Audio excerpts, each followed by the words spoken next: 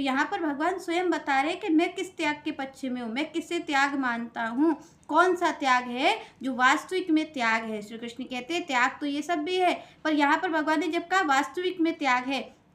तो वास्तविक में भगवान ये कहते हैं कि जो मुझसे ही मिलाने वाला है, जिससे ये चीज़ें है कि आप मुझसे मिल ही लोगे, क्योंकि बाकी त्याग में तो संशय है कि आप पता नहीं श्री कृष्ण की प्राप्ति कर पाओगे या नहीं, क्योंकि वस्त्र आपने त्याग दिए, पता नहीं श्री कृष्ण की प्राप्ति होगी कि नहीं। घर, क्योंकि आप देखिए आपने एक वस्त्र त्याग दिए तो हो सकता है आपको दूसरा वस्त्र पहनना पड़ जाए, तो ये त्याग किसी तरीके से हो नहीं सकता। भोजन का त्याग, आपने अच्छा भोजन नहीं खाया तो आप कुछ तो खाओ पियोगे ही, आप भोजन नहीं करोगे तो पत्ते खाओगे, कुछ ना कुछ तो आप खाओगे ही। तो यहाँ पर भगवान ने कहा कुछ ना कुछ तो जरूरत पड़ेगी, स्थान आप यहाँ छोड़ दोगे, पर कोई ऐसा तो नहीं हो सकता कि पूरी धरती को ही छोड़ दे। भगवान ने कहा भाई एक स्थान का ही तो त्याग करोगे, अपने घर परिवार का, आपने ईंटे का जो मकान बना है, ईंट का मकान का आपने त्याग कर दिया, तो आप जाकर के कहीं आश्रम में रहोगे, वहाँ पे भी ईंट का ही मकान है, कहीं तो रहोगे। आप अगर घर परिवार जनों के बीच नहीं रह रहे हो तो जाकर के आप साधु संतों के बीच रहोगे, कहीं तो श्री कृष्ण कहते हैं भाई कहीं ना कहीं तो रहोगे। पर इन सब त्यागों में एक क्वेश्चन मार्क लगा है कि आपको भगवान मिलेंगे